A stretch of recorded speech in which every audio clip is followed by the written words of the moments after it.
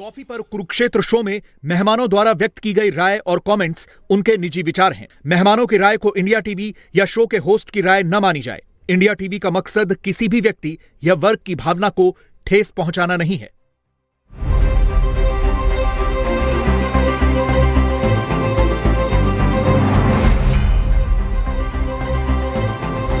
नमस्कार, बहुत स्वागत व्यूअर्स आप सभी का। आप देख रहे हैं आपका प्रोग्राम कॉफी पर कुरुक्षेत्र। मैं हूं सौरभ शर्मा। रोज की तरीके से आपके साथ जहां बातें हम बिल्कुल खुलकर करते हैं, कुछ आपसे नहीं छुपाते हैं, जैसा है वैसे का वैसा आपको बताते हैं।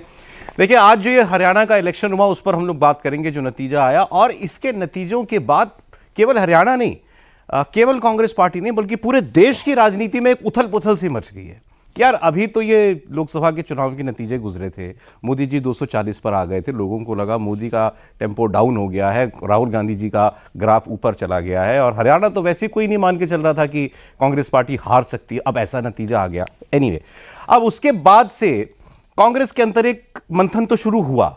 अब राहुल गांधी जी खड़गे साहब ने एक मीटिंग बुलाई थी कल, और उसमें और भी लोग थे, और उसमें एक टीम बनाने की घोषणा की गई, एक कमेटी बनाई गई, और वो फिर फैक्ट फाइंडिंग करेगी क्या हो गया भाई, आप ये चुनाव हारे क्यों, जिसको हम सब जीता हुआ मान रहे थे। बहुत सी बातें कांग्रेस पार्टी के अंदर जिम्मेदार जो लोग हैं, जो हरियाणा के इलेक्शन में खुद शामिल थे या उसके लिए जिम्मेदार थे, वो उन्होंने अब बातें कुछ बताई हैं, कही हैं, और वो हम सबसे ज्यादा वो जरूरी है कि कांग्रेस की लीडरशिप उस पर ध्यान दे। तो ऐसी ही कुछ बातें आज हम करेंगे, और ऐसे ही एक मेहमान, बहुत सीनियर और खास मेहमान हमारे साथ हैं, जिनसे हम ये डिस्कस कर सकते हैं कि इस इलेक्शन में आखिर क्या गलत हो गया कांग्रेस पार्टी के साथ। मैं स्वागत करना चाहता हूं आज के हमारे special guest captain Ajay Yadav साहब का। सर, बहुत स्वागत आपका। कांग्रेस पार्टी के ओबीसी मोर्चा के चेयरमैन हैं, अध्यक्ष हैं, पूर्व मंत्री हैं, और बहुत लंबा अरसा उनका राजनीति में कांग्रेस पार्टी के साथ बीत चुका है। सर, बहुत स्वागत आपका। प्रदीप सिंह जी रोज की तरीके से हमारे साथ है। सर, बहुत स्वागत आपका भी। शांतनु गुप्ता जी मेरे दोस्त रोज की तरीके से हमारे साथ हैं। शांतनु जी, आपका बहुत स्वागत है। सर, पहले तो मतलब बिल्कुल open ended question, what went wrong, क्या हो गया कांग्रेस पार्टी के साथ इलेक्शन में? नहीं, ऐसा है कि ऐसी कोई उम्मीद नहीं थी हमें जिस प्रकार के रिजल्ट आए हैं, और मैं स्वयं जो है आश्चर्यचकित हूँ। लेकिन मुझे लग रहा है कि देखो, एक तो ईवीएम के ऊपर तो आज के दिन लोगों का भरोसा उठता जा रहा है। जिस तरीके से 40 मिनट तो मेरे यहाँ ब्लैकआउट हो गया था, और जहाँ 90%, जहाँ पर 99% जहाँ पर ईवीएम मशीन चार्ज हैं, वहाँ पर जो है बीजेपी जीत रही है। वो तो एक हिस्सा है। दूसरा हिस्सा हमारी अपनी भी कुछ कमियां भी रही हैं कि जो हमारे प्रभारी थे वो हॉस्पिटल में थे। बाबरिया जी हॉस्पिटल में थे। तो मेरा ये मानना था कि उनको बजाय हॉस्पिटल में रहने के उनको अपने घर चले जाना चाहिए था, और किसी और को भी जिम्मेवारी देनी चाहिए थी। और एक जो मिसमैनेजमेंट हुआ, जो पीसीसी प्रेसिडेंट भी चुनाव लड़ने चले गए, उदय भान जी जो वो भी चुनाव लड़ने चले गए। तो जो तालमेल था वो ठीक नहीं बन पाया। और विशेष रूप में जैसे मेरे यहाँ प्रफुल्ल जी हैं जो एआईसीसी के सेक्रेटरी हैं, उन्होंने आके मुझे कहा कि साहब आपके यहाँ राहुल गांधी जी का हम वो रख रहे हैं रोड शो, और आप तैयारी कीजिए। हमने सबको बोल दिया कि राहुल जी आ रहे हैं। 2 दिन तक कोई बातचीत नहीं, कुछ नहीं। फिर मैंने जाके जो है राहुल जी के जो स्टाफ है, बिजू जी से और कौशल विद्यार्थी जी से, उनसे बोला कि भैया ये तो बहुत फजीयत हो जाएगी, आप एक तरफ से बोल के चले गए कि वो आ रहे हैं जी, और उसके बाद फिर वो कहने लगे जी नहीं ऐसी तो कोई बात है नहीं है। मैंने दोबारा प्रफुल्ल से बात करना, टेंटेटिव प्रोग्राम था। मैंने कहा टेंटेटिव प्रोग्राम था, तो हमें इन्फॉर्म क्यों किया आपने? ये कौन है सर जिन्होंने इन्फॉर्म किया आपको? प्रफुल्ल हैं, कोई एआईसीसी सेक्रेटरी हैं जो राहुल जी की साथ अटैच हैं। मुझे तो अभी मैं तो उनसे पहले दफ़ा मिला था, तो मैं बड़ा आश्चर्यचकित हो गया। मैंने कहा कि हमने पहले भी काम किया है, सोनिया जी के साथ मैंने काम किया है, और उनके जो स्टाफ में जो लोग थे उन पर तो वो सब कुछ जानते थे पूरे देश में। और 10 साल यूपीए सरकार सोनिया गांधी जी ने चलाई है। हाँ जी, उस वक्त के हम उनके साथ हैं। उससे पहले राजीव जी के साथ भी मैंने काम किया है। मैं तो 89 में एमएलए बन गया था, 25 साल एमएलए रहा हूँ मैं। तो कभी इस प्रकार की जो है जो मिसकम्युनिकेशन था वो नहीं होता था कभी भी। और एक सबसे बड़ी बात थी, सोनिया जी को मैं आज कुछ चिट्ठी लिख दूँ उसका जवाब आता था, या वो हमें बुला लेती थी, महीने में 2 महीने में बातचीत हो जाती थी। लेकिन जो आज की कांग्रेस है उसमें मैं देख रहा हूँ बहुत मिस कम्युनिकेशन है। और मैं चाहता हूँ कि भी जो है जिस तरीके से ये लोग जिस तरीके से इन्होंने किया। दूसरा देखिए, कभी भी अगर प्रेसिडेंट उदय भान जी चुनाव लड़ रहे हैं तो हमारे 4 वर्किंग प्रेसिडेंट थे, एक को किसी को बैठा देते कि भाई आप जो है उनसे बातचीत कीजिए AICC से, और बाबरिया की जगह किसी और को मौका दे दीजिए। मैंने बाबरिया से फ़ोन किया, बोला मैं आइसोलेशन में हूँ, मैं तो हॉस्पिटल में हूँ, मैंने किससे बात करूँ? अजय माकन जी से बात करूँ। अजय माकन जी बोले मेरा काम नहीं है ये प्रोग्राम सेटिंग करने का। फिर वेणुगोपाल जी से मैंने अल्टीमेटली जो है काफ़ी मशक्क़त के बाद मेरी उनसे बात हुई, तो उन्होंने मुझे कहा कि हम अभी कोई डिसाइड करते हैं, हम आपको बता देंगे। लेकिन मैंने कहा कि नहीं, बताने की बात नहीं है, ये प्रोग्राम होना चाहिए राहुल जी का। हाँ, राहुल जी का प्रोग्राम होना चाहिए, क्योंकि वो उसके बाद जो है महेंद्रगढ़ में वो आते हैं राहुल जी, और उसके बाद नूह में चले जाते हैं, जो कि हमारा स्ट्रॉन्ग होल्ड है। और सबसे कोई वीक अगर कोई एरिया है जहाँ पर कांग्रेस ने पिछली बार भी मार खाई थी, सिर्फ चिरंजीव जो मेरा बेटा MLA बना था रेवाड़ी से, और एक दान सिंह बना था महेंद्रगढ़ से। तो आपको फोकस करना चाहिए कहाँ पर, जहाँ पर हम लोग वीक हैं। तो मैंने कहा कि हम लोग जो हैं, जो रोड शो अगर यहाँ हो जाता तो राहुल जी के आने से कुछ स्ट्रेंथ मिलती पार्टी को। तो आपने बड़ी हैरान करने वाली बात बताई। हाँ, वैसे कि तो बड़ा ये चिंताजनक बात थी ये। और दूसरी बात ये है कि मैं OBC का चेयरमैन हूँ, और OBC के चेयरमैन होने के नाते देखिए बहुत सारी बातें होती हैं। हम OBC के चेयरमैन को और SC है, ST माइनॉरिटी के लोगों को मैं समझता हूँ कि वर्किंग कमेटी की एक्सटेंशन कमेटी में हमें बुलाना चाहिए। तो जब तक हम लोग अपनी बात कह नहीं पाएंगे तो SC ST OBC जो माइनॉरिटी है उनको दूसरे डिपार्टमेंट से आप नहीं कर सकते। जैसे हिंदी डिपार्टमेंट हमारे यहाँ है, प्रोफेशनल डिपार्टमेंट्स हैं, उनको अगर हमारे साथ कंपेयर करेंगे तो वो बात ठीक नहीं है। इनको वक्त के साथ बदलना पड़ेगा जी, वक्त के साथ आपको बदलना पड़ेगा, अपनी स्ट्रेटेजी को बदलना पड़ेगा, आपको अपनी वर्किंग को बदलना पड़ेगा, ये मैं कहना चाह रहा हूँ। दो तो आपने बहुत महत्वपूर्ण बातें कही हैं। अभी बस एक मैं व्यूअर्स के लिए बोल दूं, #कॉफी पर कुरुक्षेत्र रोज की हमारी ड्रिल है, आपको याद दिला दूं। आप भेजिए अपने सवाल और कमेंट्स। कैप्टन साहब भी कोई सवाल हो तो आप पूछ सकते हैं, सर व्यूअर्स का इंटरेक्शन हो जाता है। आपने 2-3 बातें की। प्रभारी साहब बीमार हो गए, उनका काम था देखना सब कुछ, वो नहीं कर पा रहे थे। उदय भान जी जो PCC अध्यक्ष थे वो अपने चुनाव में फंसे रह गए, वो खुद लड़ रहे थे चुनाव। आपने ये भी कहा कि उनको नहीं लड़ना चाहिए था, जो अध्यक्ष है वो चुनाव ना लड़े। क्यों लड़े चुनाव, या फिर अध्यक्ष ना बने? ठीक है, बिल्कुल ठीक बात है। दूसरा आपने कहा मिसकम्युनिकेशन का आलम यह है कि राहुल गांधी जी का रोड शो आपके इलाके में होगा, पहले कोई आपको कम्युनिकेट करता है, आप लोग तैयारियां कर लेते हैं, फिर आप जब पूछते हैं भाई कब होगा तो वो कहते हैं टेंटेटिव था, प्रोग्राम हुआ ही नहीं। ये मिसकम्युनिकेशन का बड़ा ग्लेयरिंग एग्जाम्पल है। आपने भी एक बात की कि अगर हम सोनिया जी को कभी चिट्ठी लिखते थे तो जवाब जरूर आता था। तो आज अगर आप राहुल जी को अप्रोच करना चाहें तो कर पाते हैं? नहीं, ऐसी कोई बात नहीं, अप्रोच तो हम उनको कर सकते हैं। देखिए ऐसा है कि जनरेशन गैप है, चाहे आप अखिलेश जी को देख लीजिए, चाहे आप तेजस्वी को देख लीजिए, उनकी वर्किंग, जो नए जो यूथ हैं उनकी वर्किंग अलग है। लालू जी से मेरे समझी हैं, मैं उनसे बात करना चाहूँ, 1 मिनट अभी बात यहीं बैठे बैठे उनसे मैं बात कर सकता हूँ, लेकिन वो बात तेजस्वी में नहीं है। तो जनरेशन गैप है, there is sort of change, working style change है। आजकल फास्ट गोइंग कंप्यूटर सिस्टम, उससे सारा सिस्टम हो गया है। उनके आसपास जो लोग हैं वो भी सारे कंप्यूटर, हमारा जो वर्किंग का वे डिफरेंट था। आप सोनिया जी के साथ जो है 2 महीने में, 1 महीने में मुलाकात हो जाती थी, उनसे बात कर लेते थे, वो हमारी बात सुनती थी, नोट डाउन भी करती थी, और जहाँ बताना हुआ वहाँ बताती भी थी। तो एक और मेरे को अध्यक्ष बनाया OBC का, जब सोनिया गांधी जी अध्यक्ष थी तब उन्होंने मुझे बनाया था। तो मुझे लगता है कि मैं जो नई जनरेशन है उसमें फिट इन नहीं कर पा रहा हूं मैं अपने। लेकिन जनरेशन की बात नहीं है ना, आप एक महत्वपूर्ण विभाग मोर्चे को हेड कर रहे हैं, OBC मोर्चा। भाई आज तो 50% आबादी पूरे देश की मान के चलते ना, और राहुल जी की स्कीम ऑफ थिंग्स में तो OBC सबसे ऊपर है इस वक्त। अगर आप वो विंग हेड कर रहे हैं, इतने सीनियर लीडर हैं, तो आपकी से या आपके सजेशंस तो बहुत मायने रखने चाहिए पार्टी के लिए। नहीं, मैं यही तो कह रहा हूँ, ये जो NGOs हैं, अब हमारे जयराम रमेश जी हैं, वो एनजीओस को लेके और जब मर्जी मिलवा देते हैं कि राहुल जी से जब मिलना चाहे वो मिलवा देते हैं। और लोग हैं एनजीओस मिल लेते हैं, जैसे हमारे योगेंद्र यादव जी हैं वो मिल लेते हैं। लेकिन उनको अगर चुनावी रन में आप लेके जाएंगे, और बहुत सारे लोग हैं, मैं आपको कितने नाम मैं आपको बता सकता हूँ। तो क्या है कि एनजीओ जो हैं उनने एक फोबिया हो गया लोगों को भी, एनजीओस के द्वारा ही सब कुछ हो सकता है, अपनी पार्टी पे लोगों पे यकीन लोगों को कम है। योगेंद्र यादव मिल सकते हैं राहुल गांधी से जैसे आसानी से कैप्टन अजय यादव नहीं मिल सकते?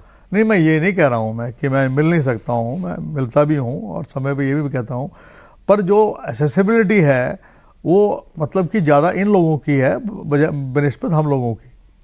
राइट। अच्छा, आप ये चुनाव में कहा जा रहा है कि साहब जैसे भूपेंद्र हुड्डा जी को सारा इलेक्शन का जिम्मा दे दिया गया, एक तरीके से आउटसोर्स कर दिया गया कि भाई आप ही पार्टी हो, आप ही चलाओ, टिकट भी आप ही बांटो, सब कुछ आप डिसाइड करो, दौरे भी आप लगाओ जिसके लगाने हैं। नहीं, ऐसा कुछ नहीं है कि भी उनको जो है वो दे दिया, ऐसा कुछ नहीं है। ये जरूर है कि उनकी ज़्यादा चली, उनको टिकटें ज़्यादा दी गई। देखो मेरे यहाँ भी आए भूपेंद्र हुड्डा जी, ऐसी बात नहीं है, दीपेंद्र जी भी आए। बल्कि मैं बताना चाहूँगा कि शैलजा जी से मेरी बातचीत हुई और उन्होंने स्वयं कहा कि मैं आ रही हूँ, और उसके बाद फिर उन्होंने कहा मेरे को चॉपर नहीं मिल रहा, मैं नहीं आ पा रही हूँ। तो देखिए ना, ऐसा है कि ये बात नहीं है कि भाई भूपेंद्र हुड्डा जी जो है बिल्कुल जो है एक्सेसिबल नहीं है, उनसे अब मैं कभी बात कर सकता हूँ मैं, तो ऐसी बात नहीं है। देखिए मतभेद तो मैं जब मिनिस्टर था मतभेद थे मेरे उनसे, एज ए फाइनेंस मिनिस्टर थे मेरे मतभेद, कई बातों में मतभेद होते हैं। लेकिन जहाँ तक सवाल है उनकी वर्किंग का, मैं उससे कोई ये नहीं हूँ कि मैं उनसे संतुष्ट नहीं हूँ। उन्होंने अपना जो रोल है वो निभाया। और देखिए जैसे मेरे को 4-5 जगह मेरी डिमांड थी, जैसे दादरी में से मेरी डिमांड थी, मैं वहाँ चला गया। मेरी डिमांड फिर भवानी खेड़ा से फ़ोन आया कि जी आप आइए। मैंने कहा भाई मैं अब आप 2 दिन पहले मुझे बोल रहे हैं आने के लिए, मेरे बेटा भी चुनाव लड़ रहा है, मुझे अगर प्लानिंग से बुलाते तो भवानी खेड़ा भी मैं होया था, मैं बाराड़ा भी होया था, मैं जो है गुड़गांव भी चला आया था। लेकिन पीसीसी की तरफ से मुझे कोई कम्युनिकेशन नहीं था कि आपकी डिमांड कहाँ कहाँ है।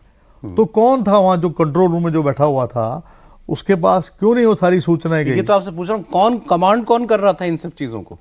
यही तो मेरे समझ से बाहर है।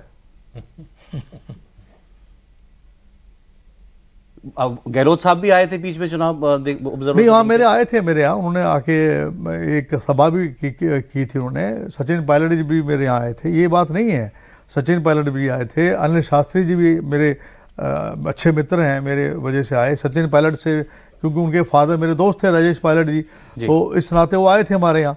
लेकिन जो काम पीसीसी को करना चाहिए था वो कैंडिडेट स्वयं अपने तो वही तो पूछ रहा हूँ, क्या पीसीसी भूपेंद्र हुड्डा ही हो गए थे? मैं आई डोंट थिंक मुझे ये कमेंट करना चाहिए। और इस आप मुझे जाल में फंसाना चाह रहे हैं, फंसा नहीं रहा आपको। तो इस तरह की बात मैं नहीं कहूँगा, क्योंकि आपने खुद का टिकट उन्होंने बांटे सारे, ज़्यादातर टिकट ठीक है उनकी चली है, वो बात ठीक है। लेकिन जो उदय वाहन जी थे वो तो उनके साथ ही थे ना। पर शैलजा जी ने बहुत कुछ कहा कि भाई सब कुछ इनसे ही कराया, तो अब ये हार की जिम्मेदारी भी लें हुड्डा जी। अब शैलजा जी ने क्या कहा है उसके बारे में मैं क्या कह सकता हूँ, लेकिन मैं समझता हूँ कि शैलजा जी जो अलग रही चुनाव से, उसका प्रभाव भी बड़ा गलत पड़ा। उसके लिए जिम्मेदार कौन है? उसके लिए जिम्मेदार चाहे कोई भी हो, लेकिन देखिए नाराज तो मैं भी था, क्योंकि एज ए ओबीसी चेयरमैन मैंने कम से कम 15-16 नाम दिए थे मैंने, उनमें से केवल 2-3 लोगों को टिकट मिली। ठीक है, इसका मतलब ये नहीं है कि मैं चुनाव प्रचार से दूर हट जाऊँ। मैंने जो भी कुछ कहा है चुनाव के बाद बोला है, अपने मन की बात चुनाव के दौरान मैं बिल्कुल खामोश था कि भाई पार्टी को नुकसान नहीं होना चाहिए। हम जो हैं मेरे पिता जो हैं 1952 में कांग्रेस के एमएलए बने थे, राव वीरेंद्र सिंह को हराया था मैंने, जो है उन्होंने फिर राव वीरेंद्र के छोटे भाई को हराया 1972 में। मैंने राव अजीत सिंह इंद्रजीत के छोटे भाई को 89 में हराया मैंने। तो ये बात नहीं है कि हमारा तो इनसे मुकाबला रहा है।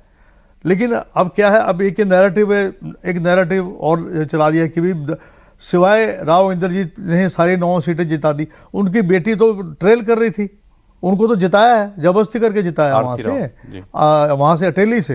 हाँ जी।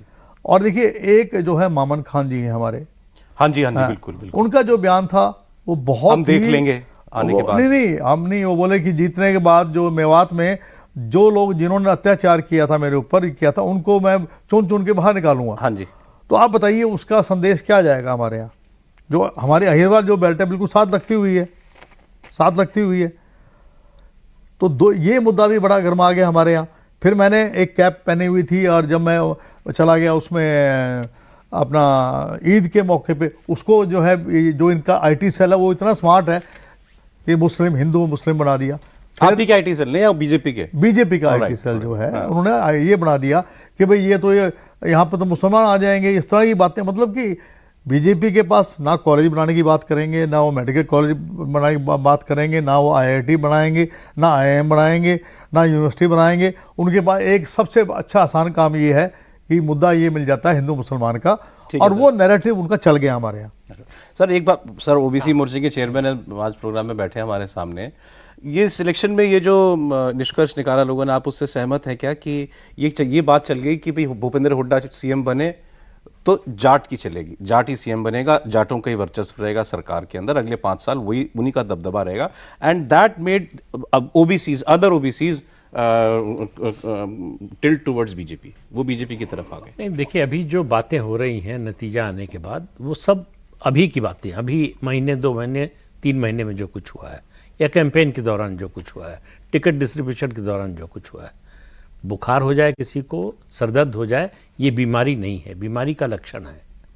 तो कैप्टन साहब मुझसे ज़्यादा जानते होंगे, जब कुमारी शैलजा को प्रदेश अध्यक्ष बनाया गया और हुड्डा साहब ने लंबे समय तक कमेटी नहीं बनने दी, तो बीमारी वहाँ से शुरू हुई कि आप किसकी सुन रहे हैं। छूट ऊट की प्रभाव की मैं बात नहीं करता, किसकी जो मैसेज जाता है वर्कर में कि इनकी बात ज़्यादा सुनी जा रही है या इनकी बात नहीं सुनी जा रही है, तो वर्कर किसके पास जाएगा?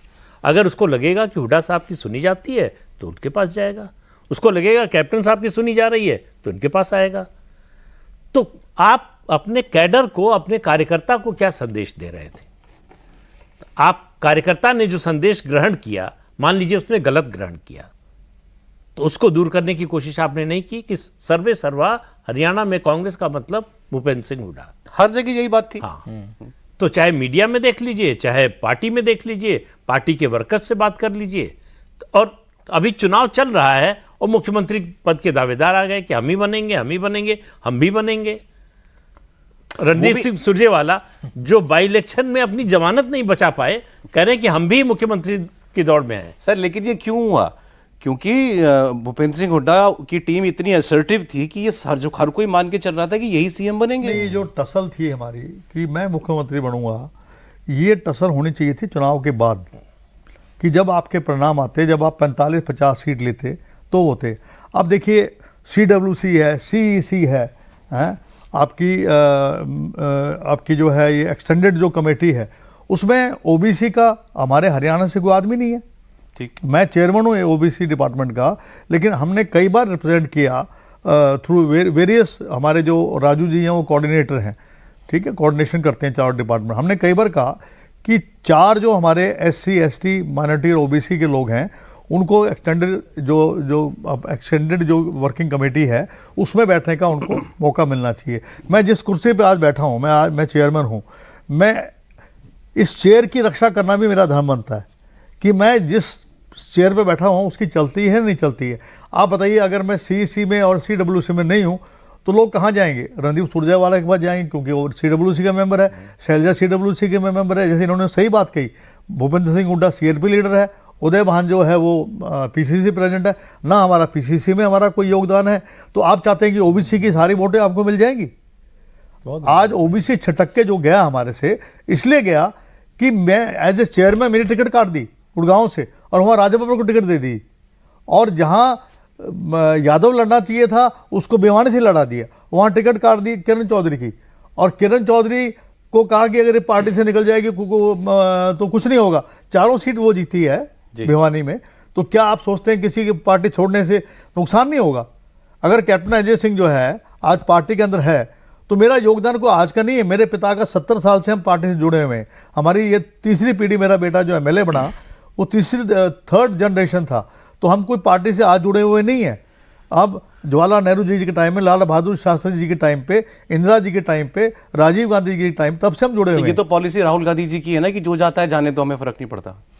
नहीं, राहुल गांधी जी की पॉलिसी नहीं है ये जो लोग जो सर्वे सर्वा जो बन रहे हैं वो, अब आप बताइए मेरे को कि किरण चौधरी जी को ये कहना, उनको उसमें स्टार कंपनी में नहीं लिया। जब स्टार कंपनी में आप उनको नहीं लेंगे, आप उनको इतना निराश कर देंगे, तो अल्टीमेटली तो छोड़ के जाएंगे ना वो। सर मैं तो पूछ रहा हूँ अब इसके जिम्मेदार कौन है सर? कोई तो एक आदमी होगा ना जिम्मेदार। अब जिम्मेवारी तो आप ही सोच लीजिए कौन जिम्मेवारी। मैं तो हम तो कहते हैं राहुल जी पार्टी के सब कुछ है। नहीं, राहुल जी पे मत डालिए ना, आप राहुल जी पे मत डालिए। अच्छा, राहुल जी के बाद कौन? राहुल जी के बाद वेणुगोपाल जी हैं, वेणुगोपाल जी के बाद जो है अजय माकन जी हैं, और जो है यहाँ पर बाबरिया जी, जो मेन मुद्दा जो किसका काम है ये प्रभारी का काम है। प्रभारी हमारा कंफ्यूज्ड आदमी है। प्रभारी बीमार हो गया, फिर किसकी जिम्मेदारी थी? फिर जिम्मेवारी तो उसको बात करनी चाहिए थी वेणुगोपाल जी से कि मैं बीमार हूं, मेरी जगह किसी और को बैठा दीजिए। ये वेणुगोपाल जी को देखना चाहिए था कि मेरा प्रभारी बीमार हो गया। हाँ, ये वेणुगोपाल जी को नहीं, ये तो उसने नहीं बताया ना कि मैं इतना बीमार हूं कि मैं जाके हॉस्पिटल में जाके एडमिट हो जाऊंगा। ये बात तो पता होगी कि आपका इतना बड़ा इंपॉर्टेंट आदमी हॉस्पिटल में। आप जो कह रहे हैं उसका एक मतलब निकल रहा है कि इंदिरा जी के समय, फिर राजीव जी के समय, सोनिया जी के समय जो लोग उनके आसपास थे वो लोगों को जानते थे। हाँ। पार्टी का कनेक्ट किससे है, हाँ। किससे फीडबैक लेना है, किससे नहीं लेना है, ऐसे लोगों को उन्होंने बिठा रखा। सही कह रहे हैं। अब ऐसे लोग नहीं हैं। आर.के. धवन जी थे, वो सबको जानते थे। उसके बाद जॉर्ज जी रहे, अभी माधवन जी हैं। मैं सोनिया जी से टाइम लेना चाहूँ तो मैं माधवन जी से बात कर सकता हूँ मैं, ठीक है ना जी। और वो मेरे को मेरी मतलब कि इतनी श्रद्धा है सोनिया जी के प्रति कि उन्होंने मेरे को सीआरपी लीडर मुझे बनाया, मुझे फाइनेंस मिनिस्टर मुझे बनाया, मुझे एआईसीसी का चेयरमैन बनाया। पूरा विश्वास था उनको मेरे ऊपर। लेकिन जो है, और हमारी आस्था उनके प्रति कम नहीं हो सकती। अगर आज मैं कांग्रेस में हूँ और कांग्रेस की वजह तो उसका कारण ये कि ये राजीव गांधी से जो एसोसिएशन ने हमारे, सोनिया जी से एसोसिएशन, हम चाह के भी हम कांग्रेस नहीं छोड़ सकते हैं, क्योंकि उन लोगों ने हमें कुछ दिया है और हम चाहते हैं कि जो हमारे पास तजर्बा है उस तजर्बे के बस पे हम पार्टी के लिए कुछ करके दिखाएं। मेरा अगर आप इस्तेमाल नहीं करेंगे तो ठीक है, अगर आप मेरे तजर्बे को इस्तेमाल नहीं करना चाहते हैं तो ये आपकी मर्जी है। एक सवाल है, मैं शांतनु जी से पूछ रहा हूँ, अभिलाष शुक्ल पूछ रहे हैं, क्या राहुल गांधी की गलती पर कांग्रेस में कोई उंगली उठा सकता है? सफलता उनके नाम तो असफलता उनके नाम क्यों नहीं? क्या सवाल वाजिब है? देखिए, कैप्टन साहब ने मोटा मोटा बोल ही दिया, लेकिन हाँ ठीक है, वो कांग्रेस के हैं, उनके मुंह पे राहुल गांधी जी का नाम डालना ठीक नहीं है, लेकिन उन्होंने बोल ही दिया कि भाई जो अभी की कांग्रेस है वो अलग है। देखिए, पिछले एक साल से राहुल की राजनीति क्या है, राहुल गांधी की राजनीति क्या है कि कास्ट बताओ, मैं ओबीसी के साथ खड़ा हूँ, मैं दलित के साथ खड़ा हूँ, लेकिन वो सामने से झूठ दिख रहा है। मतलब ओबीसी कमेटी हो, ओबीसी का चेयरमैन, उसको मिलना मुश्किल है। तो जो आपके दिखाने की दात है वो आप उससे नहीं खा रहे हैं। आपकी राजनीति वही है जो पुरानी है कि मुझे जिस तरह से राजनीति करनी है, आप कुमारी शैलजा को भी डाउन रखेंगे, आप ओबीसी लीडर्स को भी डाउन रखेंगे, लेकिन हाँ, जनता में ओबीसी संविधान रिजर्वेशन का जात बताओ करेंगे। तो ये नोट्स मैच हो जाएंगे, मतलब मिसमैच हो जाएंगे। ये आज आप टीवी पे आ गए, वैसे पता लग जाएगा। तो ये दोहरी राजनीति लंबी नहीं चल पाएगी। आप 24 में जीत गए दोहरी राजनीति करके, इधर ओबीसी बोलता रहूंगा, लेकिन मैं उनका कुछ ध्यान नहीं दूंगा। मतलब वो मिलने की मुश्किल हो रही है, उनके यहाँ आप रोड शो कह के उनको परेशान कर दे रहे हैं। तो मेरे ख्याल से दोहरी राजनीति अब हर जगह दिखने को कहता है कि राहुल गांधी जी के आसपास जो लोग हैं उन्होंने दरअसल एक्चुअली प्रॉब्लम क्रिएट की हुई है। जैसे आप जैसे जो पुराने लोग हैं, जनाधार वाले लोग हैं, वो जैसे आपने कहा कि मेरा यूज करोगे तब तो कुछ बात बनेगी ना। क्या कमेंट, मैं इस पर कमेंट नहीं कर सकता। मैं उसी बात पे कमेंट करूंगा जिसके बारे में ये मेरी मर्जी है कि मैं इस पर कोई कमेंट नहीं करना चाहूँगा। ये मेरी उससे बाहर है कि मैं क्या उनकी वर्किंग के बारे में टिप्पणी मैं नहीं कर सकता। उनके आसपास के लोगों पर मेरा टिप्पणी करना उचित नहीं रहेगा। अच्छा, शैलजा जी के बारे में आपने कहा कि अगर वो नाराज भी थी तो आप उनको आना चाहिए था, कैंपेन में काम करना चाहिए था भैया। उसके बाद बोल देते, अब बोलना चाहिए था। अब क्यों चुप बैठी हैं वो, अब क्यों नहीं बोलती हो? अब तो चुनाव हो गया, आपके झारखंड में चुनाव है, आपके महाराष्ट्र में चुनाव है। अगर अभी आप अगर नहीं बताओगे पार्टी की जो खामियां हैं, तो आप, महाराष्ट्र तो बहुत बड़ा स्टेट है, अगर आपने इसी स्टाइल से अगर चलना है जिस स्टाइल से आप यहाँ चल रहे हैं। अब नाना पटोले जी हैं, ओबीसी लीडर हैं, मैं उनके बारे में कह सकता हूँ ऑन रिकॉर्ड कि वो एक ऐसे व्यक्ति हैं जो जमीन से जुड़े हुए हैं। उनके साथ मैंने काम किया है। मैं महाराष्ट्र में गया हूँ, मैं एज ए ओबीसी चेयरमैन मैं हिंदुस्तान के सब स्टेटों में गया हूँ और मेरी ब्लॉक लेवल तक मेरे लोग हैं। लेकिन जो बात नाना पटोले में है वो उदय भान में नहीं थी। वो बात वो इंडिपेंडेंट तरीके से काम करते हैं। वो ये नहीं है कि सीआरपी लीडर के चक्कर में लगे रहते हैं। तो महाराष्ट्र में आप सही उपयोग करेंगे और सही तरीके से आप चलेंगे तो आपको जीत मिलेगी वहाँ। अच्छे वहाँ पर हमारे जो इस टाइम जो हालात जैसे हरियाणा से बेटर तो नहीं थे लग रहे थे, लेकिन मुझे लग रहा है कि हम वहाँ अच्छा करेंगे इस बार। वो मैंने उनका नाम शैलजा जी का इसलिए लिया क्योंकि उनकी नाराजगी बड़ी मुखर रही, दिखती बड़ी एविडेंट, सब लोगों के टीवी पे चर्चा कर रहे थे, अखबारों में छप रहा था। नहीं, अब क्यों चुप हैं वो? अब नहीं, वो तो यही कह रही हैं कि जो पार्टी की स्ट्रेटेजी बना रहे थे, जैसे आपने कहा वो हुड्डा जी हों या पीसीसी चीफ हों या प्रभारी हों, वही लोग अब बताएं कि क्यों हार हुई है। क्या उनके साथ गलत हुआ था और उस वजह से दलित वोट गया पार्टी से? नहीं, नुकसान तो होता ही है जब कोई आदमी, आप जैसे किरण जी के जाने से नुकसान हुआ, इनके चुप रहने से नुकसान तो होगा ही ना। आप सोच रहे हैं कि मेरे यहाँ साफ हम क्यों हो गए? 11 की 11 सीटें हमारे यहाँ हैं जो यादव बहुल है, उनमें से केवल 1 सीट जीते हैं, जो वो भी गुजर है, मंजू चौधरी है। बाकी 6 यादव हमारे थे, 6 के 6 हम हार गए। सारे 6 के 6 बीजेपी के हैं। वो जो हैं उन्होंने जो है मध्य प्रदेश में यादव को बना दिया, मुख्यमंत्री बना दिया। बिल्कुल। उन्होंने जो है अपना जहां भी वो उनका मौका लगता प्रचार करने आए, मोहन यादव प्रचार कर रहे थे, प्रचार करने आए वो, तो उन्होंने एक चेंज किया, एक नया मॉडल मध्य प्रदेश को दिया उन्होंने। हमें भी जो है ओबीसी को जब तक आप आगे नहीं रखेंगे, आप केवल ओबीसी के जो चेयरमैन को आप पूरी ताकत दीजिए ना। आप अब जो है महाराष्ट्र के चुनाव है, मैं वहाँ जाऊँगा जगह जगह, तो जो जीतने वाले कैंडिडेट्स हैं उनमें से अगर मैं 10 नाम देता हूँ, उनमें अगर 3-4 लोगों को टिकट मिल जाती है तो अभी तो लोग मेरे से जुड़ेंगे ना। तो आपने, तो मैं पढ़ रहा था, आपने तो चुनाव से पहले ही कहा था कि भाई सर्वे में जो आए उनको टिकट दो। हाँ, वो नहीं हुआ। वो कहाँ हुआ? शारदा राठौर जो है बल्लभगढ़ से अच्छी उम्मीदवार थी, उसको टिकट नहीं काट दिया उसका। आपकी चित्रा सरवारा है, वो अंबाला कैंट से अच्छी कैंडिडेट थी, उसको टिकट नहीं दिया। भाई आप इस तरीके से अगर टिकट काटेंगे आप, तो मैं आपको कम से कम 15 एग्जाम्पल ऐसे दे सकता हूं जिनकी टिकट कटी है और वो जीतने वाले कैंडिडेट थे। अरे लोग तो कह रहे हैं कि देखिए, हाँ प्लीज, राहुल जी पर दोष नहीं डाल सकते, ये आप कह रहे हैं तो ठीक है। हाँ। सवाल ये है कि उनको तो पूछना पड़ेगा ना कि भाई हमने तुमको ये जिम्मेदारी दी थी, ये बताओ गड़बड़ कैसे हुआ। वो तो कर रहे हैं। टिकट जो कटे वो क्यों कटे, किस आधार पर काटे आपने? हमको उनको कोई फीडबैक दिया होगा उन्होंने कि नहीं ये जीत सकते हैं, तो उनसे पूछा जाना चाहिए, उनको पूछना चाहिए राहुल जी को ना, ये जो फीडबैक दिया था उसका आधार क्या था? कमेटी बनाई हमको क्यों मिसलीड किया? एक कमेटी बनाई है उन्होंने, वो देखो क्या करती है। सर बहुत लोग ये कह रहे हैं कि अब तो खुल के कहने लगे हैं कि भाई बहुत सारे बागी जो थे, हुड्डा साहब खुद उनको बैक कर रहे थे। ये बात सही है? मैं इसके बारे में क्या बड़ी ठंडी सी यहाँ भरी है इस पे, तो कुछ तो है इसमें। नहीं, ऐसा कुछ नहीं है। मैं कहूँ कि भी वो सपोर्ट कर रहे थे नहीं, जब तक मुझे मालूम ना हो, ऑथेंटिक मेरे पास कोई बात ना हो। आपने सुनी तो होगी बात ये? नहीं, मैं सुनता भी नहीं ऐसी बातें। सौरभ, क्योंकि एक बात चलती थी कि अगर 45-50 पर रहते तो हुड्डा जी की चलेगी, अगर बहुत लंबा बड़ा नंबर आ गया 60-65 का, फिर तो सेंटर डिसाइड करेगा, उसमें फिर कुमारी शैलजा भी हो सकती है। ये जो अंबाला कैंट वाली सीट है जहां से चित्रा सरवरा जीती है, यहाँ जो आपके कैंडिडेट हारे हैं, हाँ चित्रा सरवरा जीती नहीं है, हार गई ना, वहां से लड़ी, वो लीड कर रही थी अनिल विज से, बहुत देर तक लीड कर रही थी। सॉरी विज साहब जीत गए थे 11:30 बजे तक चित्रा लीड कर रही थी। कैंडिडेट ने ये कहा कि भाई आप बगल वाली सीट पे, अंबाला वाली सीट पर वहां बागी को बैठा लेते हो, इस सीट पर क्यों नहीं बैठा पाए चित्रा सरवरा को आप? तो ये तो आप भूपेंद्र हुड्डा जी से पूछें तो बेहतर रहेगा, मैं इसका जवाब क्या दे सकता हूं। बुलाना पड़ेगा शो पे आपको।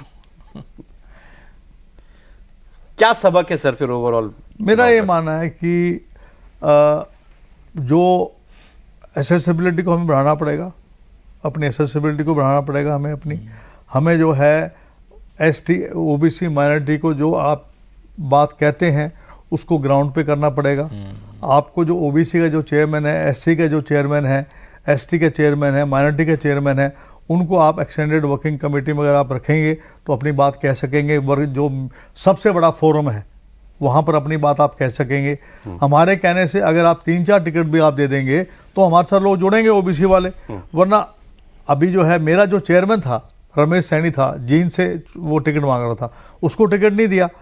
अब हमारे चेयरमैन को अगर आप टिकट नहीं देंगे, जो जीतने वाला उम्मीदवार था उसके बारे में कह रहे थे ये जीत नहीं सकता, और जिसको टिकट दी है वो बुरी तरह हारा है।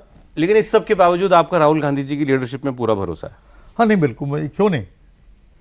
आफ्टर ऑल सोनिया जी की लेगेसी को लेके आगे बढ़ रहे हैं। हम तो ईश्वर से यही प्रार्थना करेंगे कि वो अच्छा करें, और उन्होंने बहुत मेहनत करी है। और इस हार में इस हार की वर्किंग स्टाइल उनसे बिल्कुल अलग है।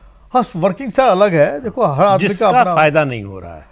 देखिए जैसे भारत जोड़ो यात्रा में उन लोगों से उन्होंने इंटरेक्शन किया, उस मोमेंटम को उनको और बढ़ाना चाहिए जनता से अपने, और जो लीडर्स हैं उनसे इंटरेक्शन जितना ज़्यादा बढ़ाएंगे, जिस तरीके से सोनिया जी करती थी उस तरीके से इंटरेक्शन अपना बढ़ाएंगे तो सुखद आपको रिजल्ट मिलेंगे। जी सर, मैं तो आपसे पहली बार बातचीत का मौका मिला मुझे, लेकिन इतना तो मुझे लग रहा है कि आप पार्टी के सच्चे वेलविशर मुझे लग रहे हैं।